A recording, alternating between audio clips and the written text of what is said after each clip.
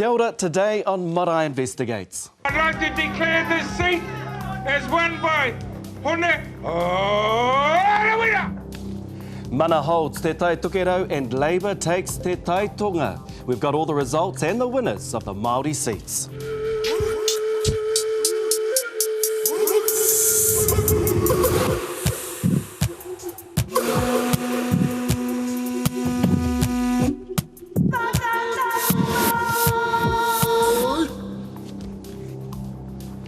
I ngā tumu herenga waka o tēnā iwi o tēnā iwi, tēnā koutou katoa, nau mai ki Marae Investigates.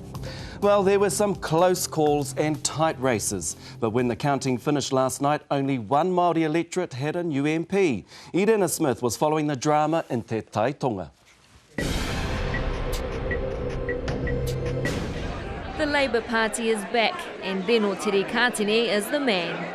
It's been a whole year of really hard slog, just getting out there, campaigning hard, meeting as many people as I can, and it looks like it's been paying off. It was predicted to be the closest of the Maori seats, but at Rahui-Katene's campaign base, the results still came as a shock. Even with 1,445 to chase, Rahui wasn't prepared to concede. Her whānau and the kaumātua have decided to support her in waiting for the special votes to be counted. Her supporters are gutted by the turn of events. It was a shock in a way because Rahui's been so visible and Rahui's been hands-on and she's been seen, kanahui ki te ringaraupa, wera tumu makoro katoa. Despite the hype about him, mana candidate Clinton Dearlove could only manage fourth place, well behind Dora Langsbury of the Greens. But their votes clearly impacted on Rahui's polling, and that left Labour celebrating. For me, it's about reconnecting and rejuvenating that support for Ropu Reipa. And Reno knows the hard work starts now. So the final results had Reno Tirikatene well ahead of the sitting MP Rahui-Katene, then Greens and then Mana. And the new MP for Te Tai Tonga, Reno Tirikatene, well, he joins us now. Kia ora. Kia ora. Congratulations. Thank you very much. How does it feel to be a new MP? It feels great. I'm delighted with the result.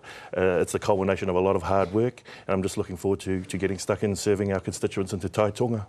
As we saw on that track, Rahui-Katene, the former MP for Te Tai Tonga, pretty devastated. Do you have any words or thoughts for her? My aroha goes out to Rahui. All the candidates put on a really great campaign, and we gave it our all. But I respect the wishes of our people, and I'm really honoured to be having the position of Te Tai Tonga, and I wish Rahui well in her future endeavours. Cool, we'll talk to you a bit later on, because another seat that ended up a closer race than many predicted was Tamaki Makoto, as Tahuri Tumuana found out last night.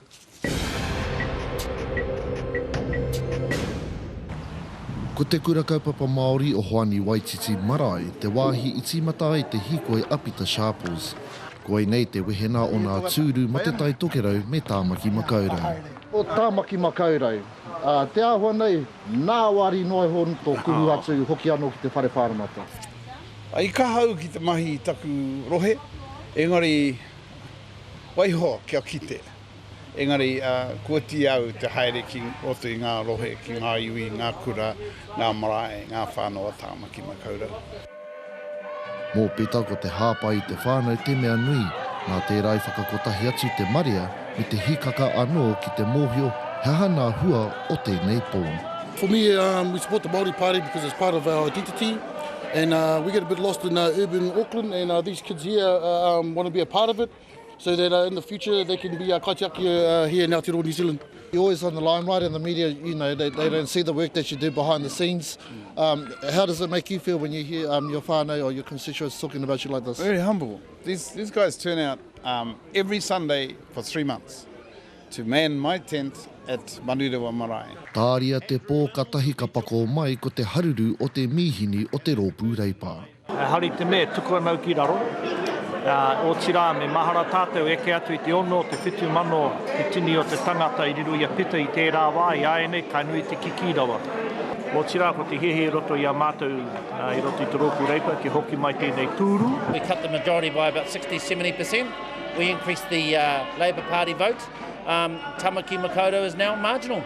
And Dr. Peter and the Maori Party are on notice. Mo te rōpū mana ko te whakapono te mea nui, e whai ana I ngā poropiti a te hāhi rātana. We understood that the prophecies showed that a young man would come from the north, and Hone definitely has the spirit and the will to fight for the treaty and our people.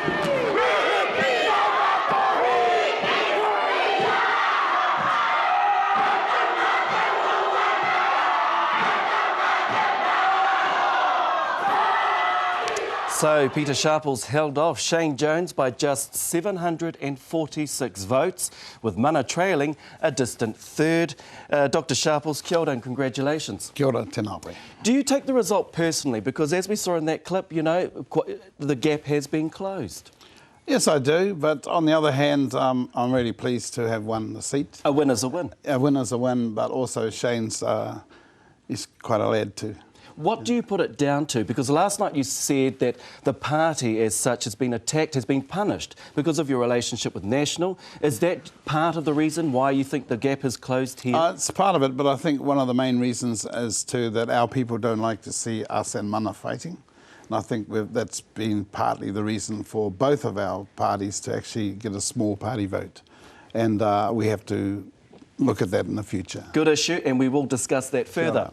Because one of the safest Māori seats was Ikarua Rāwhiti, as Ngāhuia Wade reports. So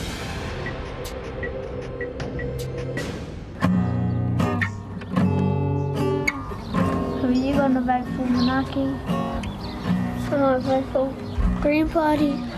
Not old enough to vote, but old enough to know where the party's at. Māori Party is not bad, you know, to vote for. Well, because Marae. Where are we off to now, Dad? Ikaroa Rāwhiti. All right, come by. Blood is thicker than water. He au hau tēnei, ka hau te rangatahi, ko au tēnei. Younger, fitter, faster.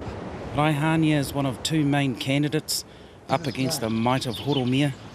For 12 years, Horomia's had the tick from voters. There's nothing like being your own, you know, they chew your back and your ears and whatever, but at the end of the day, when it comes down to, you know, any hard stuff, they'll stick with you. For Horomia, election day is whānau day. I am. What time's time? Well, you know, you never know, hey, and it's. I'm a strong believer that everybody's in until the result is announced, and I'm looking forward to that. Mana's candidate, good luck, mate. Tāwhai McClutchy, is feeding the babies. Mena kāre au e uru, ka hoki au ki runga taku pāmu, ki aku hoi hoki aku reme. Nā.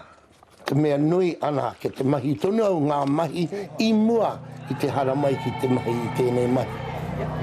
Give one it. You look at straight down the barrel. And I'll get the stats for you too. Yeah, get the stats first. Hang on, Pat. Get the stats first. What's her Wayne? I want to know before we go on.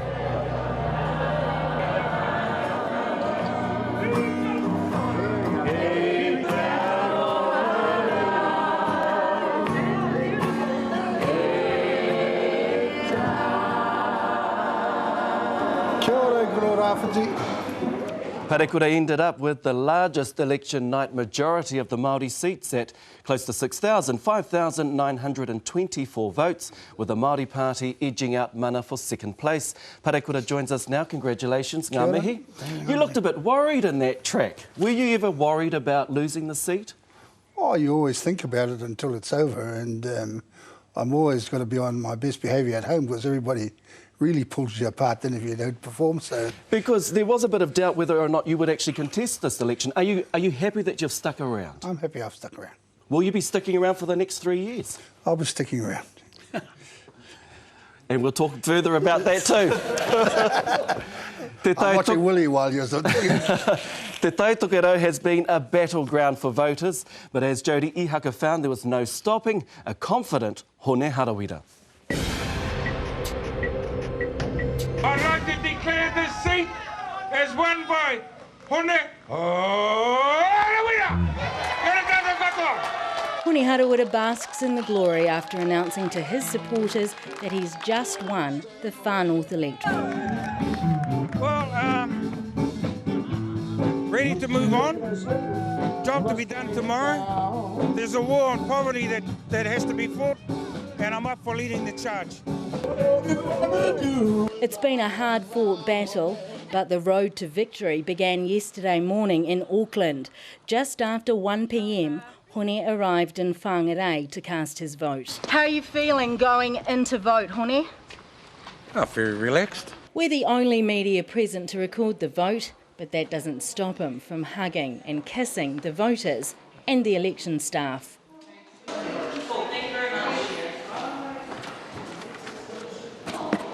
It's just gone 8 o'clock and Hone Harawira has arrived here at Bank Street in Kaitaia for a street party and the pōwhiri.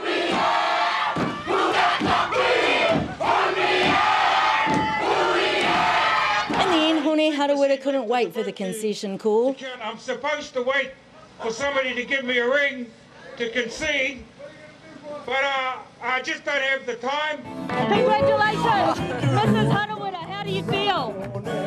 Glad it's over. Over? It's just beginning. It's true. There's a lot of expectations put on Hone, mana, for not only Maori, Kohara, Mana Pacifica. So that's been laid on him. So we'll have to think about and strategise how we do things well. Because there's only one of them going in at the moment, so that's a bit sad, but we've got to celebrate this.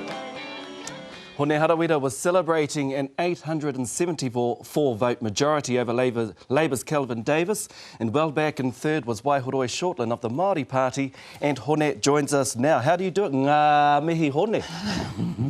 You must be happy. You're going back, but you're not taking anyone with you. Yeah, that's disappointing. I would like to have had my sister Annie going with me, but that's life. We worked as hard as we could over a short period of time. No money. Asked Parikura for some, he wouldn't cough up. So we just had to go as hard as we could. So mixed emotions. Happy you're going back to Parliament, but disappointed you're not taking anyone with you. Yeah, but that just means that we have to be, like Hilda said, more strategic in the way in which we act over the next 3 years. Focus on 2 or 3 things that we really can do inside the House and outside in terms of building the movement. And we will talk about that strategy a little bit later, because the battle in Hauraki-Waikato had some familiar names with a familiar outcome, as Anzac Pekia reports.